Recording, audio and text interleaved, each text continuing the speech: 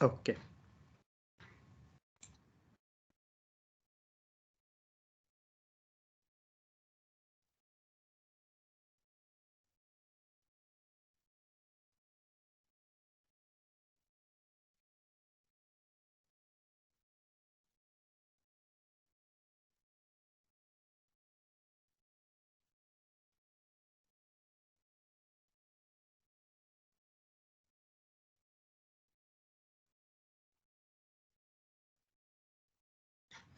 Is audio audible? No, Jainil, audio is not audible. No, it is not. Okay. Mm,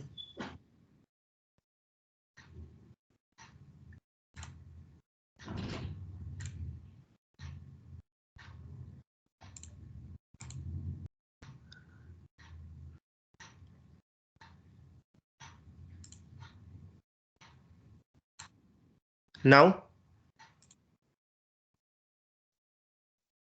is it audible now? Yes, yes, Bia. Okay, okay, great.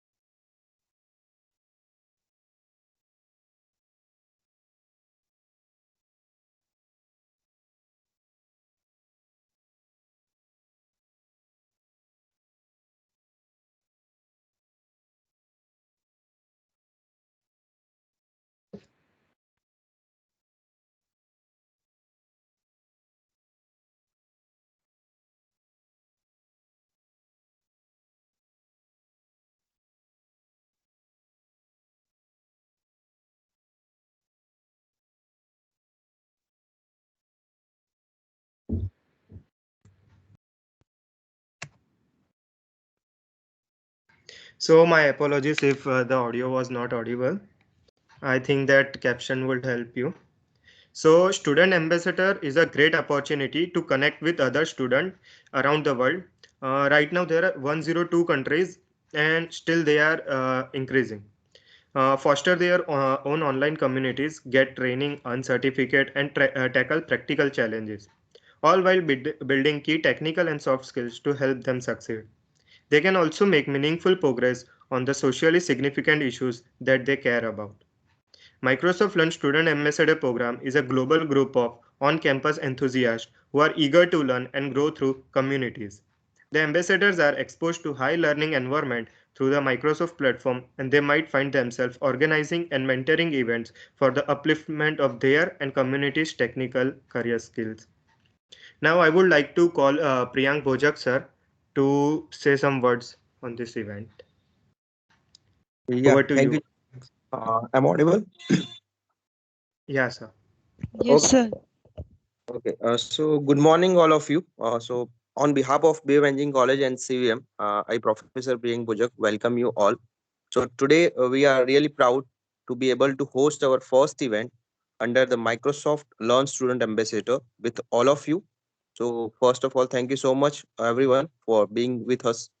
Before we get started, I would like to express my sincere appreciation to Jainil and his team who genuinely work hard for this event as well as for this chapter. So we could not have done without you, Jainil. So thank you so much. So the during the next days, you will able to learning about the different initiative through our planned activities, seminars, expert talk under the Microsoft Student Learn Ambassador. You will able to get hands-on experience as well as you will able to uh, it will more productive and smart knowledge that you will learn, right?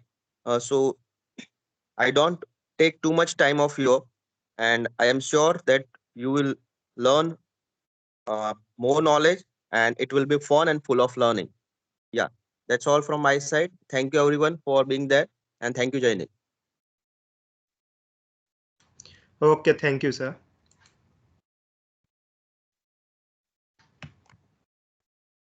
So now slides are visible, right? So my first question is, where is ML used? Okay. So on the internet, the algorithms are all around you. Like when you open Instagram, the algorithm decide what you see. Suggests the finding. Maybe even makes a little movie for you.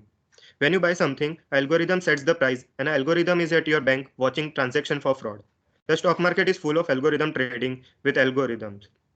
Given this, you might want to know how these little algorithmic bots are shaping your world works.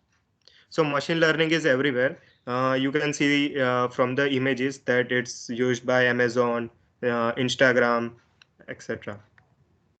So the main question is, what is machine learning?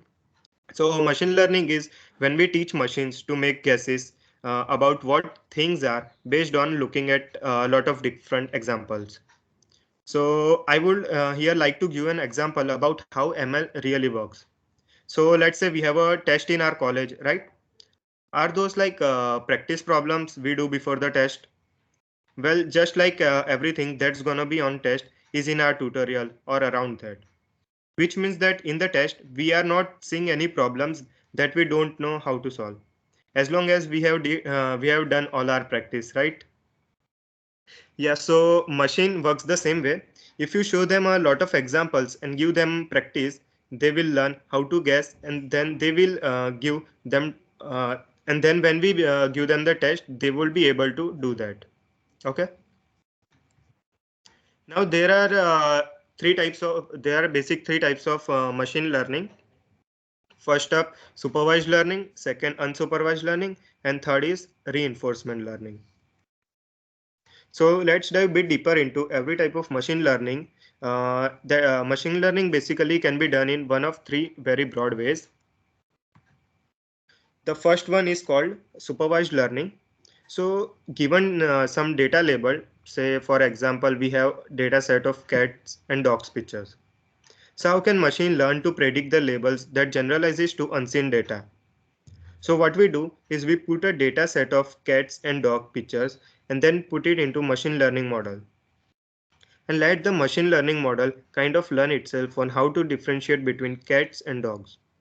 We may have cats and dogs or maybe other images, and the machine will kind of like label, oh, this is cat, or oh, this is dog, or this is not a cat, or this is not a dog. So this is kind of like supervised learning where we actually label the data so machine can learn from it. So here's the definition. Given some labeled data, how can machine learns to predict labels that generalize to unseen data? So the next big idea in machine learning is unsupervised learning, where the machine actually recognizes the pattern itself from the data. So like we don't label anything. We don't label it's a dog or it's a cat. We just show all the images to the machine learning. And the machine will be like, oh, this feature kind of like resembles a cat. So this is cat. And this feature resembles a dog. So it's a dog. Okay. Then the third is reinforcement learning. Reinforcement learning is feedback-based machine learning technique in which an agent learns to behave in an environment by performing the actions and seeing the results of action.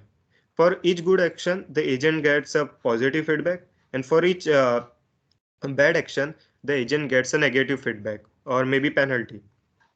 In reinforcement learning, the agent learns automatically using feedback without any labeled data, unlike supervised learning. Since there is no labeled data, so the agent is bound to learn by its experience only. Okay. Reinforcement learning solves a specific type of problem where decision making is sequential and the goal is long term, such as game playing, robotics, etc. So now we have learned about supervised learning, unsupervised learning, and reinforcement learning. Now we have types of supervised learning. There are two major types of supervised learning, that is classification and regression. First, we will learn about classification. Okay. So classification is about predicting a class or discrete values.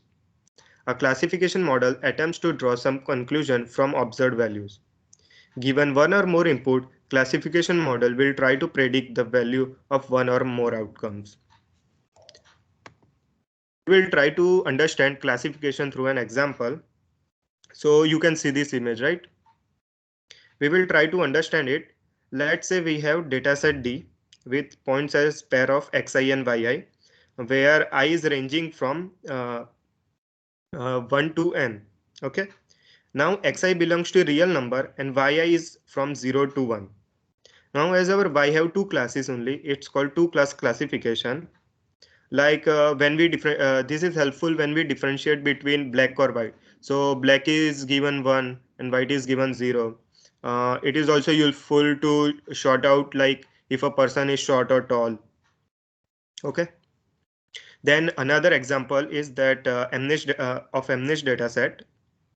Uh, it's it's a data set of a 60,000 a small square 28 by 28 pixel grayscale images of handwritten single digit between 0 to 9. The task is to classify a given image of handwritten digit into 1 or 10 classes representing integer values from 0 to 9 inclusively. So here we have 10 classes ranging from 0 to 9, and this is called 10 class classification or multinomial classification.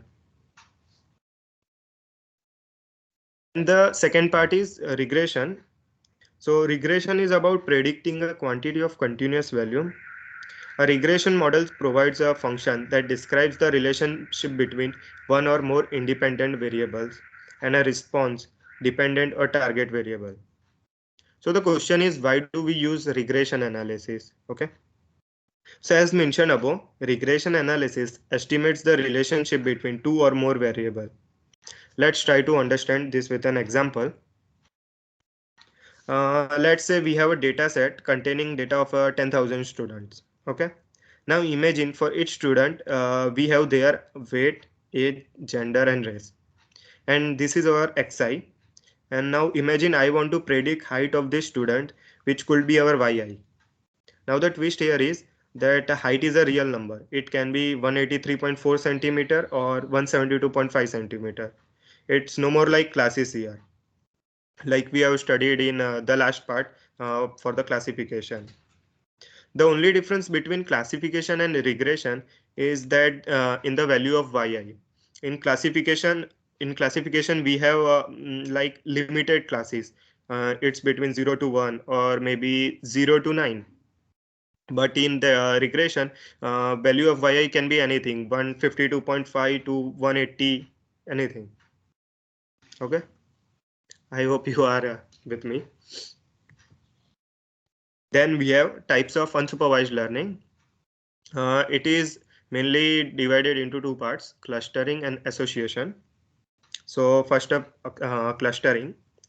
Clustering is an unsupervised task which involves grouping the similar points. Clustering can be helpful as a data analysis activity in order to learn more about problem domain, so-called pattern discovery or knowledge discovery. Clustering techniques apply when there is no class to be predicted, but rather when the instances are to be divided into natural groups. We will understand clustering through an example.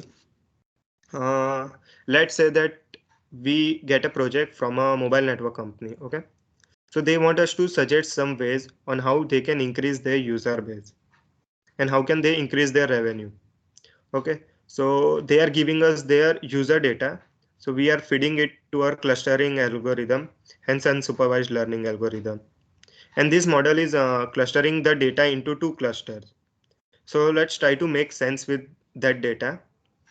One possibility is where people who are having a long call duration may have very less internet usage, and people who are having high internet usage may have less call duration. Okay, so this is one possibility. And now what we can suggest the network companies that they can give offer on internet usage for those people who are having a call duration and less internet usage. Okay, and we can give offers on call duration for people who are having less internet usage and vice versa. By this, people tend to use both this feature more. Okay, so this is one way by which they can increase their revenue with information where people can opt for both the plans. So this is one clustering example where the machine learning algorithm can cluster the data based on the user experience, based on the user data. Okay, so let's try to understand association now. So association is an unsupervised task that is used to find important relationship between data points. Let's understand this with an example. So let's consider that there is a supermarket and there are several customers who are buying this product specifically. So say customer one buys bread, milk, fruit, and wheat. Okay. So there is another kind of customer who is buying bread, milk, rice, and butter. Okay. So the important association between all these customers is that if someone is buying bread, then that customer is obviously buying milk. Okay, so this is one of the important relationship we have found, and this can be really well. And when a customer buys a bread, we can suggest them that they can buy a milk. So the third customer is most probably going to buy a milk. Guys, have you encountered such recommendation system in your real life? You can write this in your chat box. Yes. Yes. Can you answer where? Okay, someone answered Amazon. Great. It will be really helpful if everyone try to participate in this event. Okay, so Amazon, Amazon shows you you might also like and buy it with. This is based on association technique. Okay,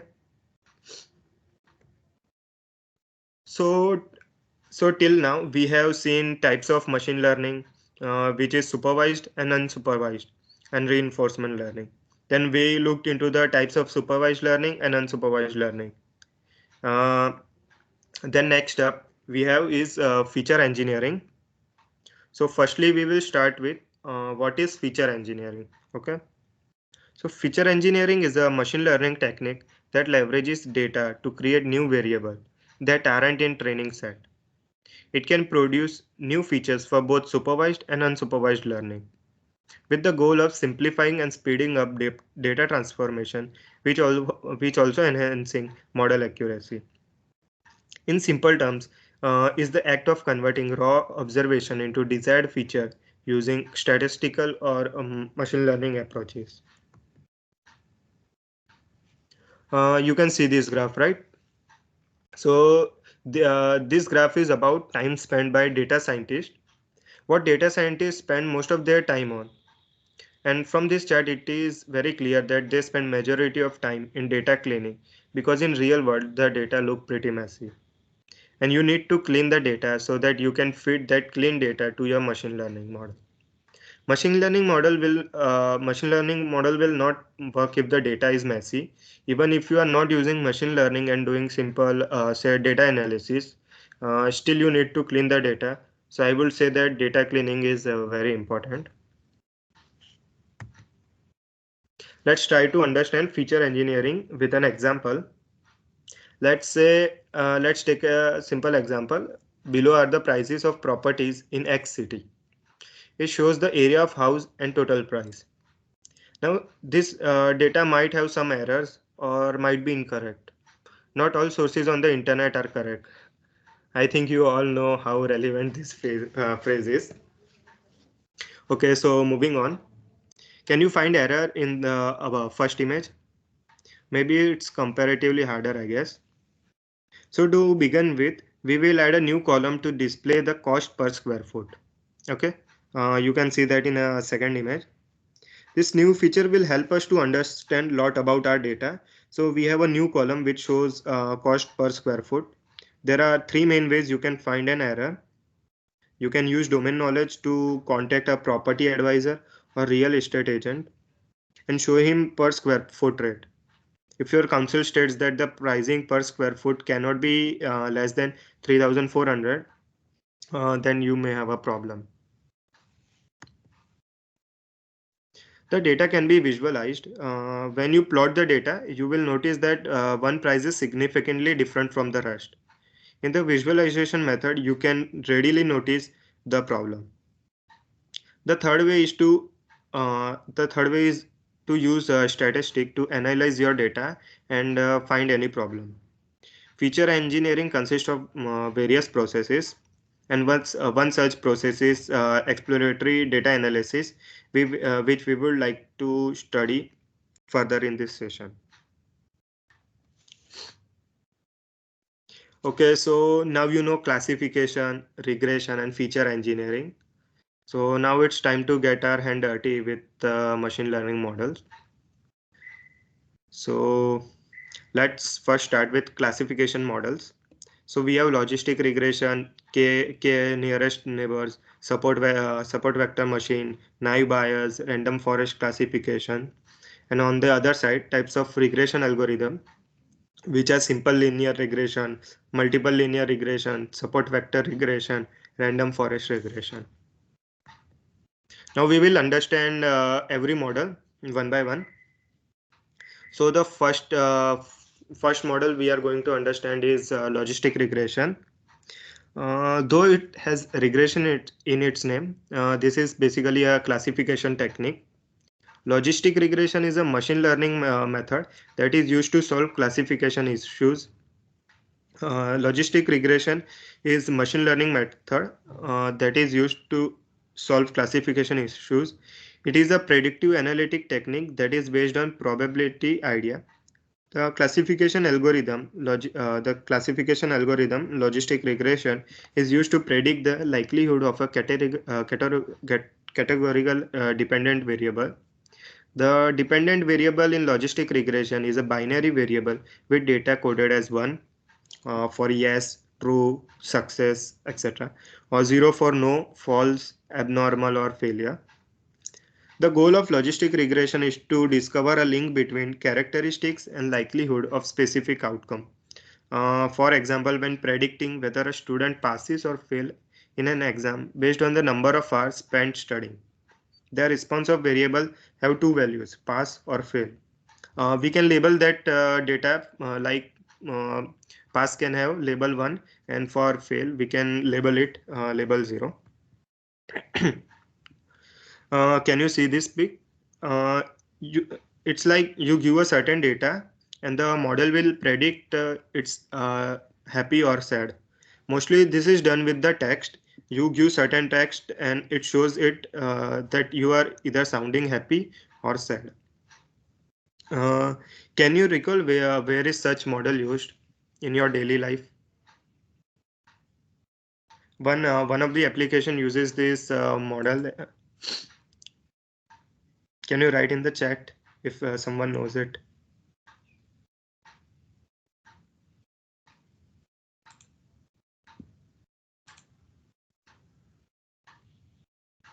Have you used Grammarly?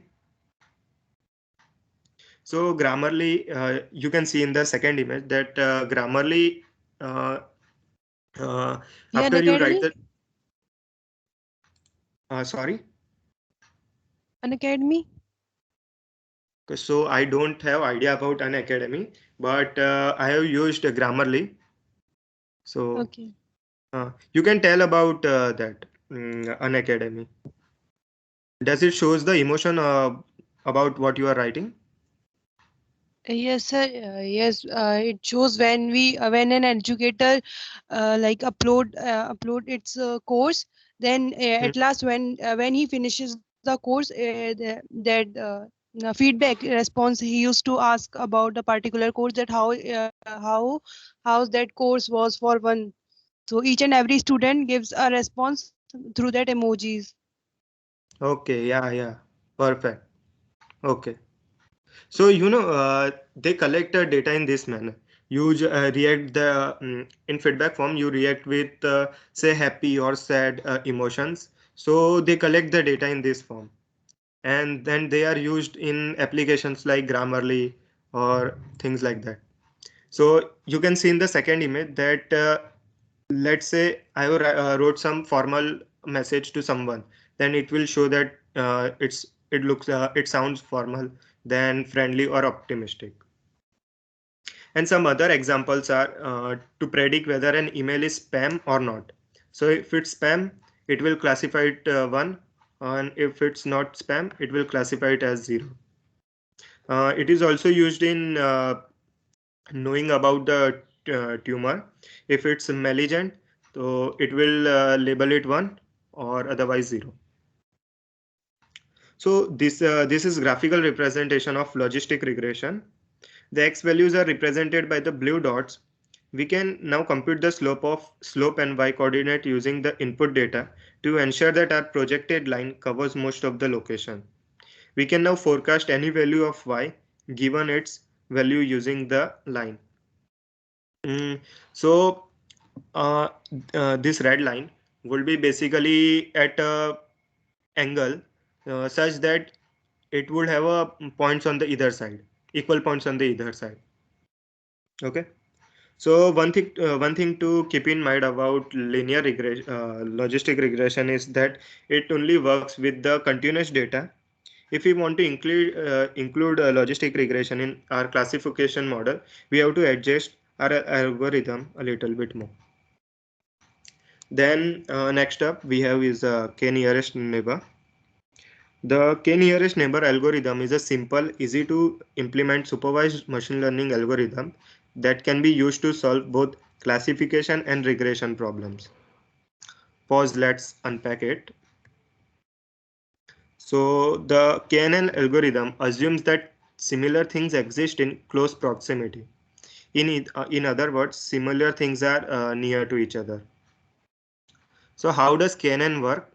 I would give an example. You can see this graph, right?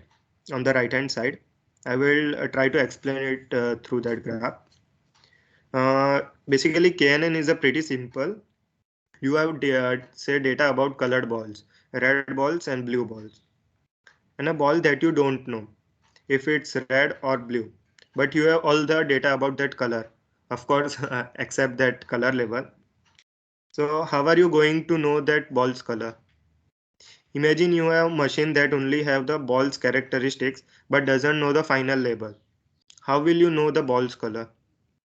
Let's say we have 6 balls here, each one of each one with your classification. You can try to discover the new ball's color in n ways. Okay, one of these n ways is to comparing this new ball's characteristics with all others and see what it looks like the most. Okay, if the data or characteristics of this new ball that you doesn't know the correct class is similar to the data of the red ball, then the color of the new ball is red. Okay, and if the data of the new ball is more similar to the data of blue ball, then it is blue. It looks so simple. That is almost what Canon does, but in a more sophisticated way. I hope you get this example. Do anyone have doubt, yeah, about this example? No. Okay. So we will see that the KNN steps. So first it receives an unclassified data. Then we measure the distance from the new data to all other data that is already classified. We can use different techniques like Euclidean, Manhattan, Minkowski. These are different measures in which we can measure the distance between any 2 points. Okay. Then we can get the value of k using this distance measure.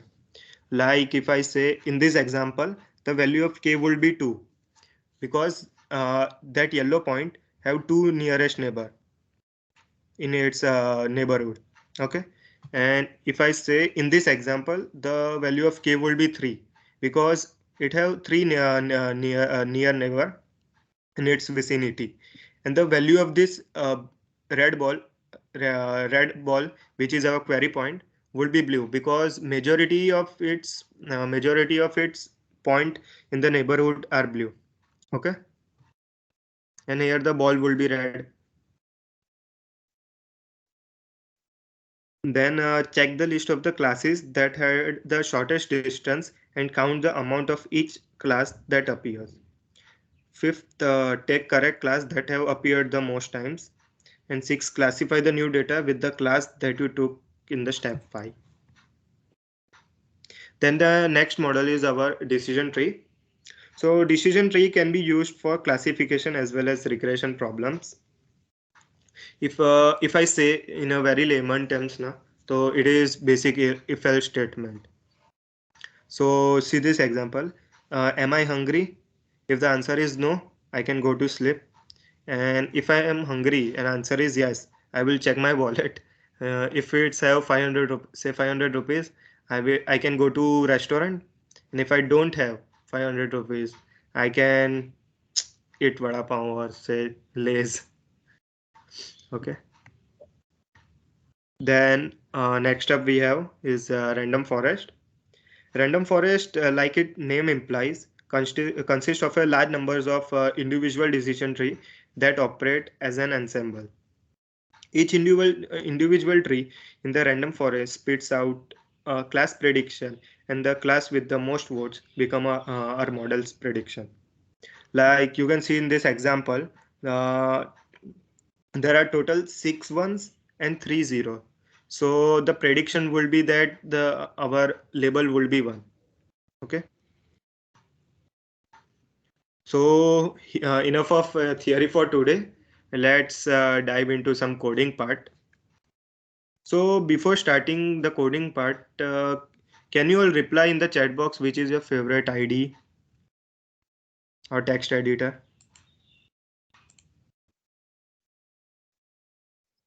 Yes.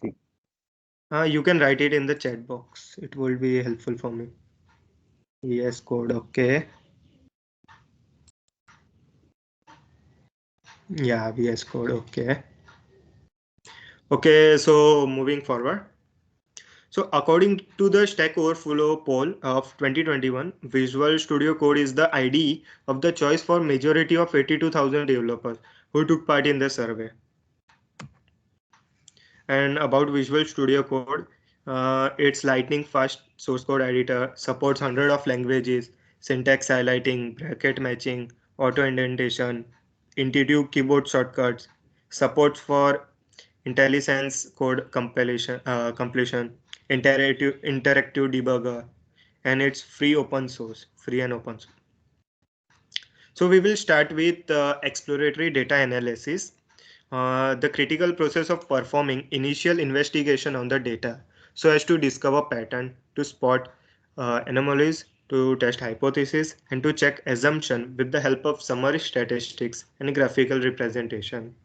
So we use different types of library like pandas, matplotlib, seaborn, numpy, and plotly.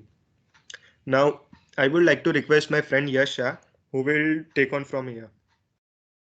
Okay. Yeah, thank you, Jainil. Yeah. So, can you make me presenter? Yeah. Uh, Before that, if any one of you have some doubt, na, so you can write in the chat box. We will answer it by the end of the session. Okay. Yeah. Yes. You can present now.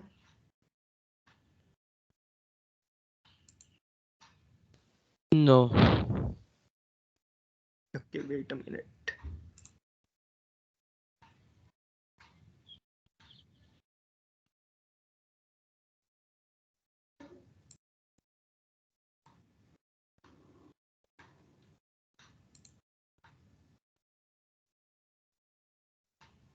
Now you can present.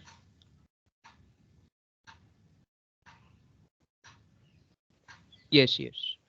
Okay. Great.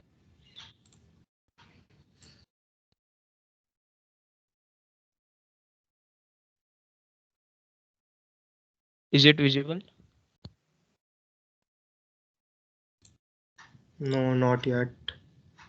Yes. Yeah. Visible. So, hello guys, my name is Yasha. I'm third year BVM Electronics from BVM Electronics branch. So today, as my friend Jainil told, we will be talking about EDA. So guys, any of one, are you remember what is EDA? Anyone could tell in the chat box what is EDA or some basic idea about that. Anyone? Guys, you can unmute and answer it. We don't have many people in this meeting, so it will be really helpful if you keep it interactive. Yes. It would be really helpful if you unmute and answer it.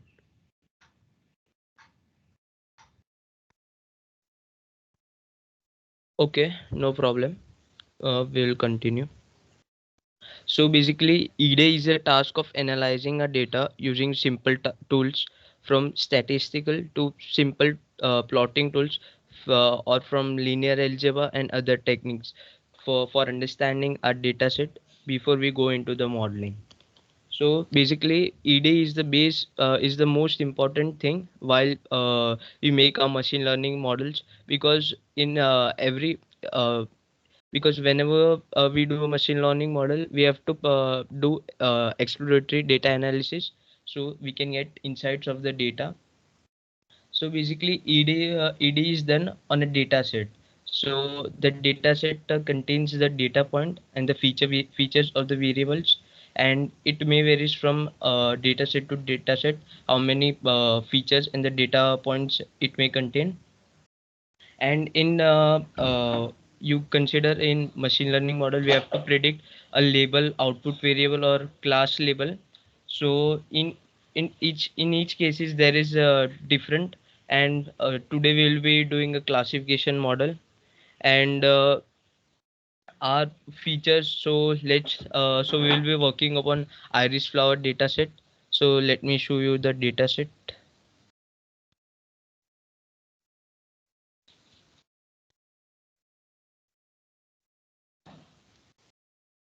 So basically, today's data set will be iris data set. Yes, you can see on the screen. So it contains five features, such as sepal length, sepal width, petal length, petal width, and species. And total contains of let's say 150 rows, means 150 different labels. So this is the in this data set we will be classifying between the flower data set. There will be three type of flowers today: iris setosa, iris versicolor, and iris virginica. So you will be thinking, what is the difference between sepal and petal? So here is the difference. The petal is the smaller part of the flower, and the sepal, which is the outer and the bigger part. And the length and the width is calculated the length of the petal, and the width is calculated like the width.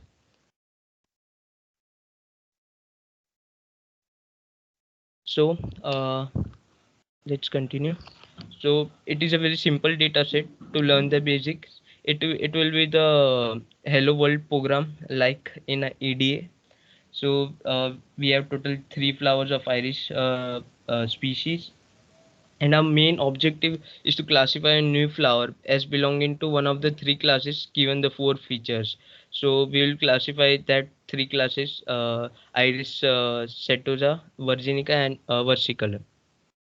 So you will be thinking of, why would we using only petal in the sepal length and width for the as a features. So basically it is not we who decide what we use, and it's the domain knowledge or the domain experts who suggest us to use this. And it would be more helpful and beneficial to get more information using petal length and sepal width. So let's continue. So yes, you can see the this code in which we are downloading the data. So let's continue. So in this code we can see that we are importing different libraries. We are using pandas, seaborn, matplotlib, and numpy. So basically The pandas library is used for exploring, cleaning, and transforming data. The C1 and matplotlib library is used for plotting purposes and gain the insights of the data. And NumPy is used for mathematical transformation or with the arrays and matrices and the play with matrices or arrays. So let's be. So first of all, whenever we download the data, we have to see which type of file it is. So in our case, it is CSV file, comma separated values file. So we will read that file using this command pd.read csv, and the file name is iris.csv. So the whole data of iris.csv will be now stored into iris variable. So in the further session we'll be using iris variable only.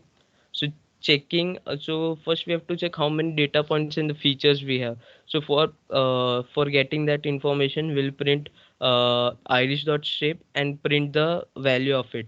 So this will get the output, and it will be 150,5. So the 150 represents the number of rows, and the 5 represents the number of columns. So in our case, the five we have seen earlier, five features are petal length, sepal length, petal width, and sepal width, and fifth one is species we have to which we have to classify. And 150 is Yes, an yes. yes. Can you zoom your this code little bit? Yes. Yeah. Now it's visible now, or should I zoom much? No, this is perfect, I guess. Yeah, carry on. Yeah. So we've checked the number of data points by iris.shape by writing that code. Now, if you have to see which columns exist in our data set, so by writing iris.columns this and printing it, we will get the different columns or the features which are in the data set. Though, so as we know, sepal length, sepal width, petal width, and species, as we have seen earlier. So another question what will be in the mind is how many data points for each class are present in the data set, or how many flower species are present. So for that there is a command iris species dot value counts. So basically iris species, it will in a data set it will represent a column named species, and in this column how many classes are there, it will count according to the frequency of the class. So by writing this command we can get the output of here. So we can see that virginica is having 50 data point, versicolor is having 50, and cetusa also 50. So from this information we can say that our data set is balanced, and if our data set is imbalanced, it will create a problem, and in further processes it will be biased towards one category only. So every time you start a machine learning model, check that your data set is balanced or not. So continuing further, so basically we will see now 2D scatter plot. So scatter plot is means it is a plot with x-axis and y-axis which we can give our, according to our needs. So in this we are plotting, yes, you can see the code. We are writing iris dot plot, in which the we have to specify the kind. We want scatter plot, so we are writing kind is equal to scatter, and x is equal to petal sepal length, because in x-axis we want to plot sepal length, and in y we have to plot sepal width. You can change according to our needs. So uh, whenever we change, the plot will be different, and afterwards we have to write plot dot show uh, to uh, to basically to print the plot. So from this plot we can see that we cannot make much sense out of it, and what analysis we can do is, what if we color the points by their class label, means by their flower type, like virginica, versicolor, and setosa. So let's do color, means color the data points according to the its class. So yeah, let me show the code. Yeah. So basically, SNS dot set style means we are through Cbun library. We are setting the style as white grid. White grid means this is the white grid in which the box are made, and we are uh, SNS dot facet grid in which we have to specify the data, and we have iris data, and hue is equal to species, means according to which features we want to color code the color code our data set. So for this example, we want to color code the species, we want to color code the species feature. So we'll be writing hue is equal to species, and the size is whichever we can select, whichever we can write. And we are mapping this function onto this, in which we want the plot dot scat, because we want scatter plot only, and this is the x variable and this is the y variable. And another thing, guys, SNS dot add legend means it's the this feature means it's the scale which which we do in normal mathematics, in earlier mathematics. So basically it is the scale variable which shows which color is which class and like that. So from this graph we can see that the blue points are easily separable from the orange and the green points, and the green and orange points are very much interlapping and mixed kind of. But so by this we can have insights that using a simple line, means y is equal to mx plus c, or something like that, we can easily separate the setosa flowers. So the blue data point represent the setosa, and the orange and green other. So we can see that the setosa flowers can be easily be separable. So we have to, whenever we get an observation, we have to write the observation in simple English. So here the observations are means using sepal length and sepal with features, we can easily distinguish setosa flowers from others, as you can see the from the plot. And separating versicolor and virginica is much harder, as they have considerable overlap, because the overlap is very much there. So from a line or something, we have to do something else for getting for separating them.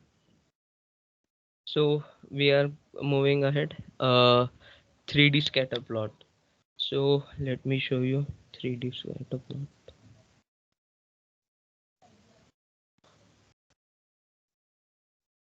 So basically this is called a 3D scatter plot. So the code will be very similar. Px means the, here we are using plotly library, and df means the it represents a data set, and scatter underscore 3D, this is the name of the function, and we'll pass the data and x, y, and z axis, and color according to the species feature.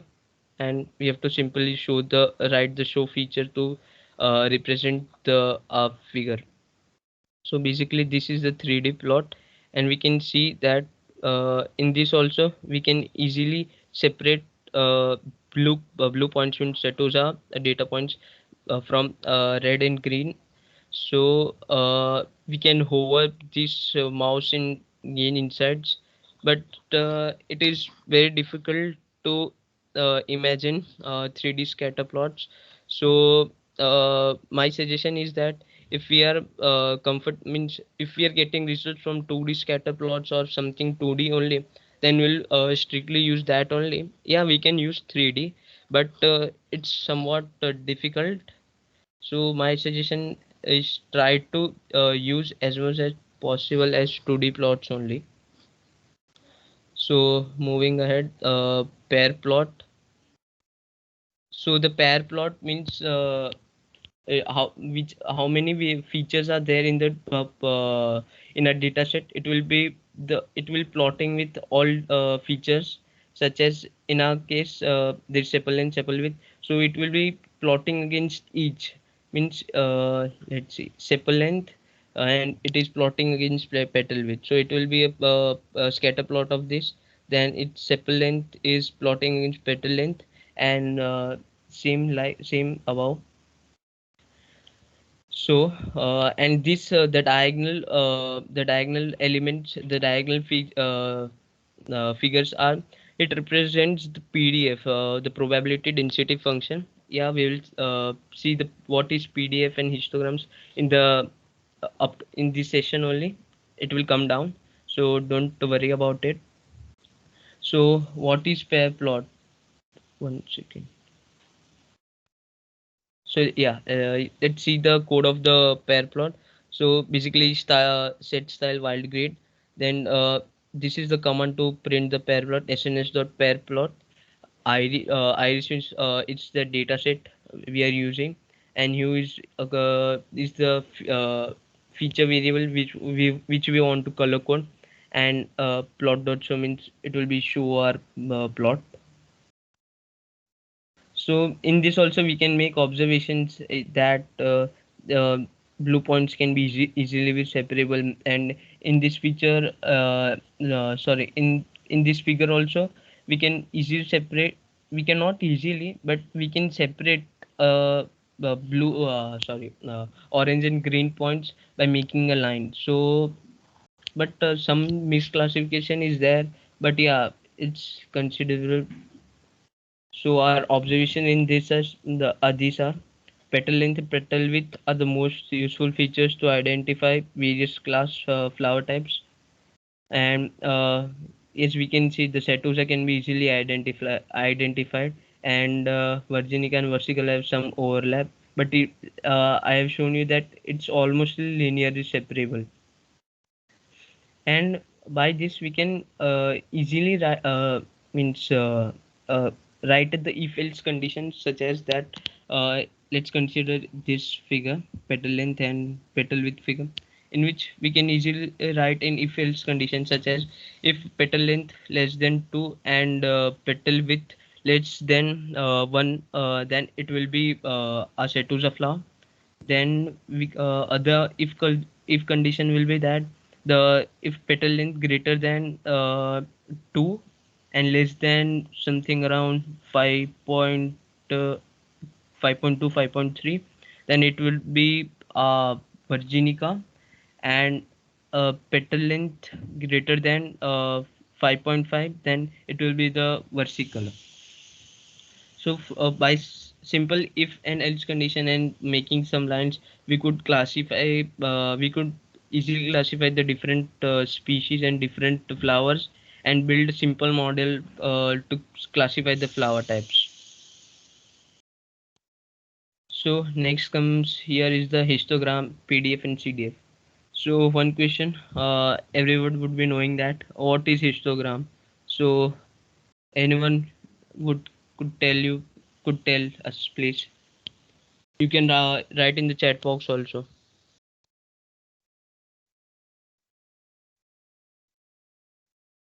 Yeah, anyone?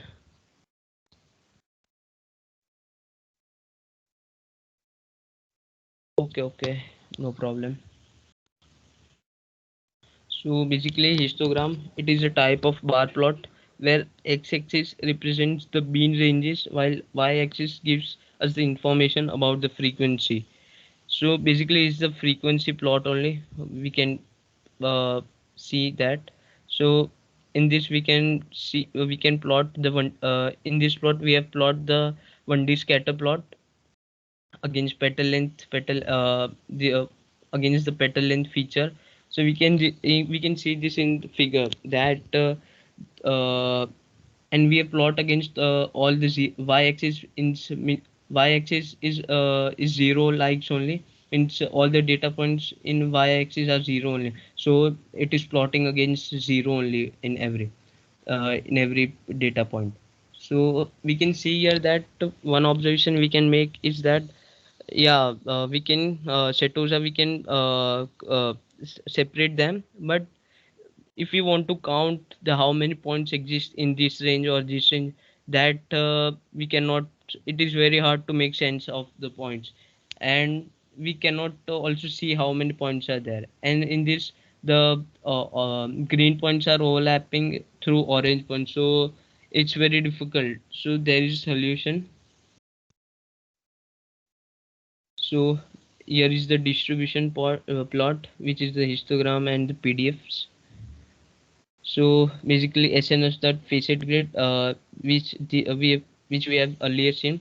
So another is we are mapping this on this, and we are writing this command SNS dot dish plot. Means dish plot means the distribution plot, and we are plotting against the petal length, and we are adding the legend which we all know.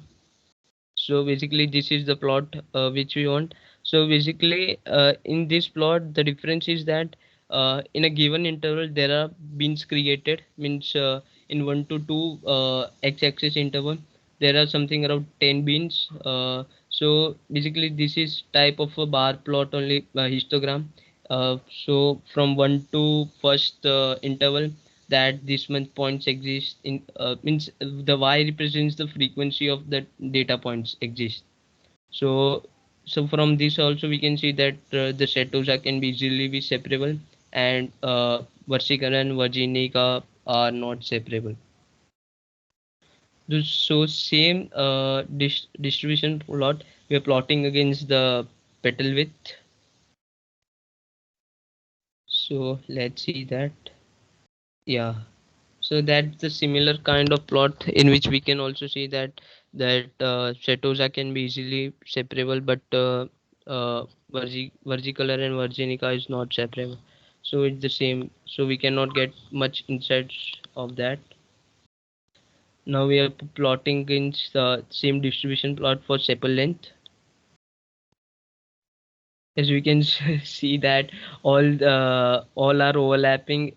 This is the much very bad plot against from earlier, because in this we can also not classify the setosa, and in earlier plots we can easily classify separate the setosa points, but in this class we are not we are not also getting the linear separable line or something like that. So this sepal length feature for distribution plot is we cannot get insights of it. Now we are plotting against the sepal width, the same distribution plot. So we can see it's more bad plot than the earlier one also, because all are lying in the same, all the data points are lying in the same region, so we cannot get much insights of that. So basically, what is a PDF? So PDF, as I told you, it's a probability density function. So it gives us the probability that how many data points in a data set will be probable. Means let's consider there are 10 data points, and from that 10 data points, 4 are what means 4 are of petal length 5. So we can say that if the petal length 5 has the probability of 40%. So like that, there is a plot, we can draw a plot of PDF representing a petal length or something other feature representing it. We will draw now. So this is the code, this is the code we have to write for plotting histogram or PDF. So basically this counts will give us the number of inch counts, basically the frequency. The bin edges will be as per as specified. Here we have specified 10, so bin edges will be also 10, and we are plotting np dot histogram, and we are plotting against our petal length variable. So from iris setosa, consider the petal length variable. So here is the PDF. Here is the, we can calculate the PDF. So PDF formula is, as I told you, the it's the probability. So counts of one feature, one data point upon the total number of counts, means summation of all the counts. So here we are printing the PDF, printing the bin edges, and we are plotting it by writing the plot bin edges 1 comma means these are the bin we have created in a given interval. So as here we can see that the this green and blue are the histograms, means it's the PDF, and as the blue one will be having bins is equal to 10 as we specified earlier. That blue plot is having bins is equal to 10, and the other plot green one has beans is equal to 20. So that's the difference of using the different number of beans. So we can use different beans according to our needs. And you will be thinking of what is that orange plot. So basically orange plot is of a CDF, cumulative distribution function. So you guys will think what is CDF. So CDF is the summation of the PDFs, all the PDFs in a graph. So let me give you an example. So yeah, in this we can see that 1.1 contains something around 0. Something 0.00, and 1.2 contains something greater than. So 1.3 will be the summation of 1.1, 1.2, and other intervals which are considering. So CDF will be the, as we can see, CDF will be the summation of all the PDFs in our graphs. So let's consider 1.5. So the CDF is giving us a value of 0.6. So how 0.6 came? So it's the summation of 1.1, 1.2, 1.3, 1.4, and the other 1.4, and between 1.4 and 1.5, whatever the frequency is there, all the summations are there and plotted. So this CDF curve is giving us that. So you will be thinking of what CDF will give us. So let me take an example. Let's consider 1.5 only here. So it's plotting some around 0.62. So the CDF curve will give that 62% of the points of petal length are less than 1.5. Let me give one more. Let's consider 1.6. So 1.6 is there something around 0.82.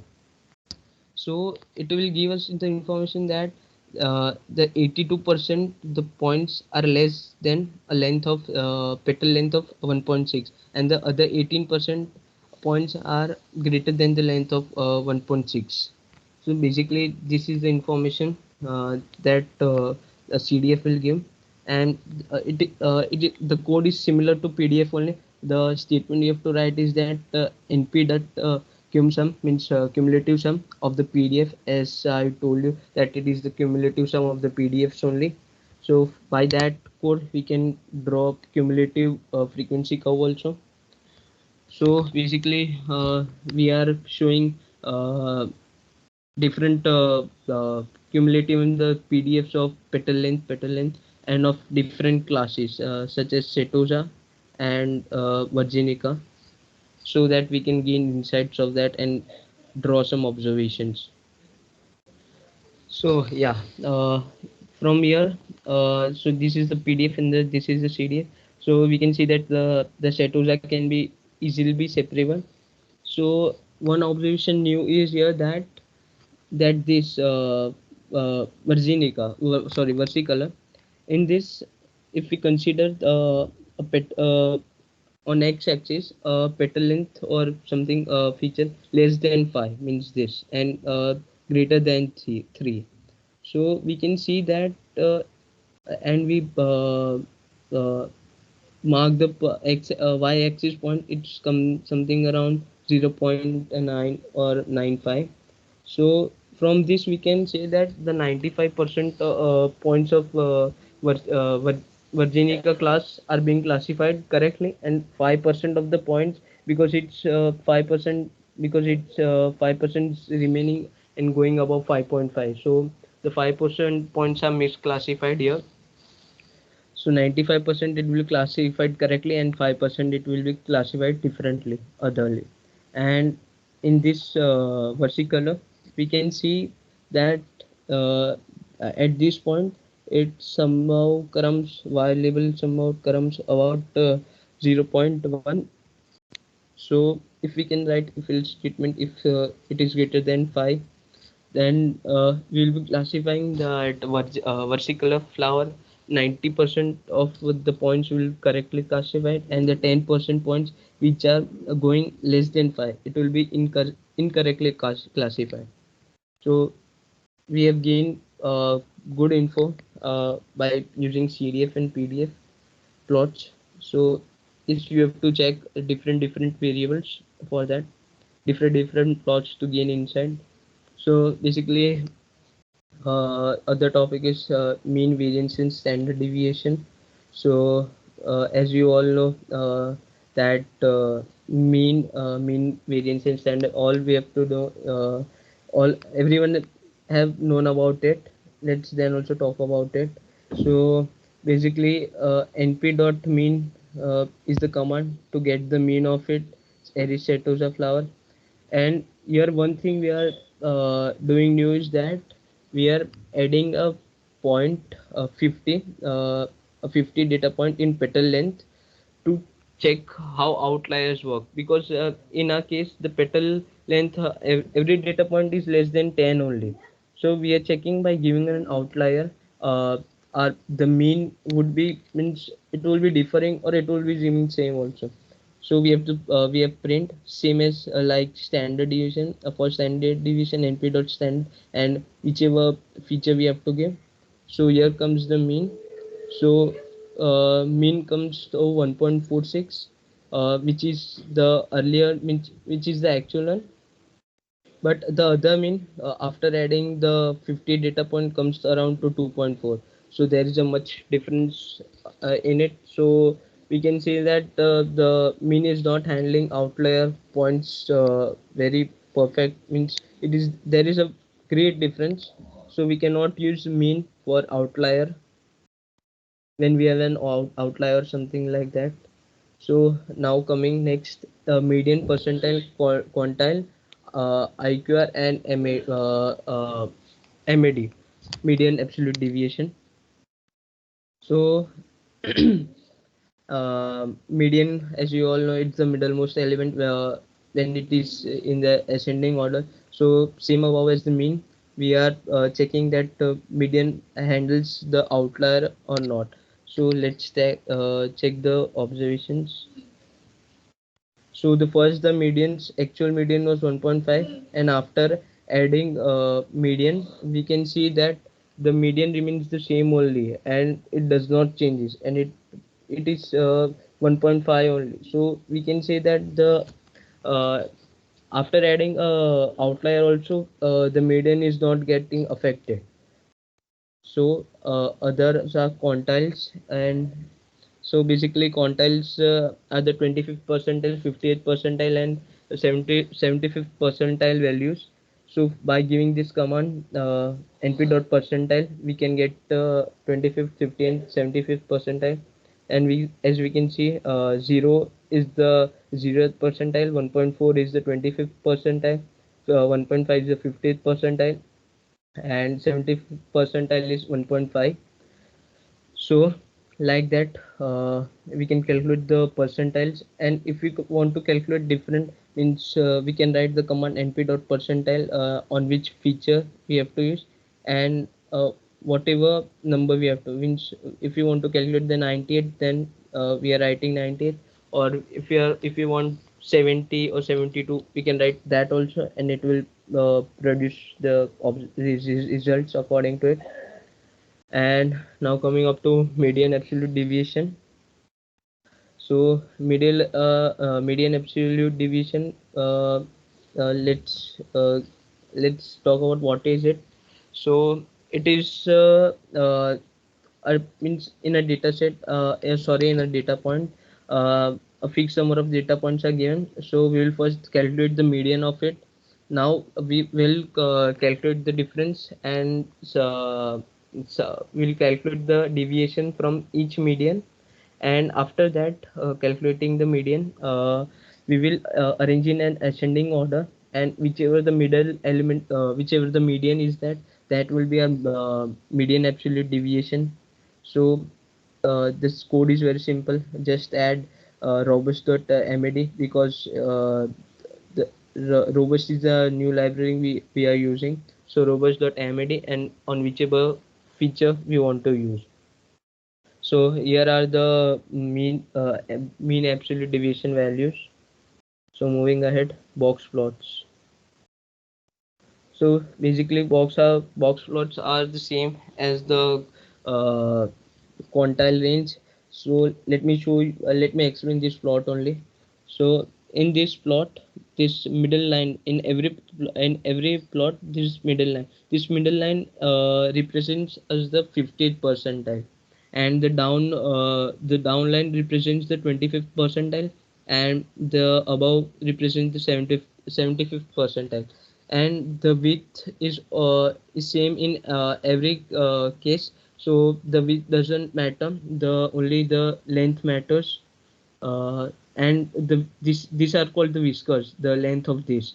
So this there is no standard way of drawing whiskers, but a simple and best way is to use min max technique. So like what in versicolor species, the minimum petal length would be something 3.2, and maximum would be 5.2.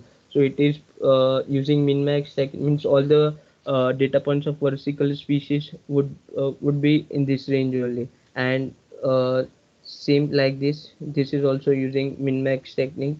Means there is no standard way of using whiskers, but as a simple technique we can use this as a technique. So coming next to violin plots, let me explain you the plot only. So a violin plots combines the benefits of two plots. It will give also the PDF, and also it will give the insights of box plot. So it is a combination of two plots. So from here we can see that the the white dot represents the 50th percentile, the above one it will be representing 75th, and the bottom one it will be representing the 25th percentile. And this is the whiskers which we have seen in the box plots. The new thing here is that it also represents the PDF, the histogram. Means means the denser the plot, means the denser region of the data are fatter, and the sparser ones are the thinner in a violin plot.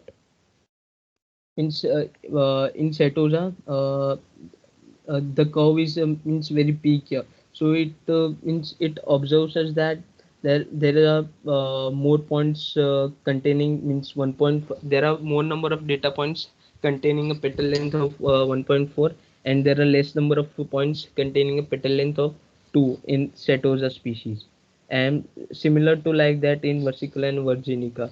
So basically this is the combination of two plots, PDF and the box plot. So now we are summarizing the plot. So whenever you are getting some observation or findings or conclusion, just simple write in whatever observations you get, just write in simple English, because we engineers could know this code and like, but the business guys or the other managers who don't know this coding and all, they wouldn't be understand our code. So just after simple after observation or conclusions, write in some simple English as I've also written above. And never forget your objective. Means in our case it was for classification of three, means classification of three flower species. So never forget your objective for classifying, and never in run in different direction for that, and perform all your EDA aligned with your objectives only. So basically, this is the end of EDA by me. Hello, Jainil. Yeah. So this is all from our side. Now you can ask your question. So I will take Aditya Parmar's question. Do anyone have same question? So his question is, how to start with ML?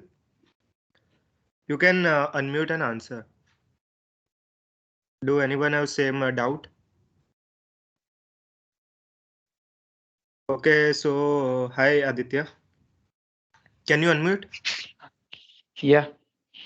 Hi. Yeah, so first of all, you are learning C right now, right? Yes. Yeah, so you need to focus on that because it is a part of academics. But you can start learning Python from Gigs for Gigs, and you can practice on different platforms like CodeChef and etc. So first start with Python. If you start with Python, you will get the basic knowledge like um, how to import certain libraries, because in machine learning mostly if you know how to import certain libraries and how to say clean your data, so that will be really helpful to work on that technology.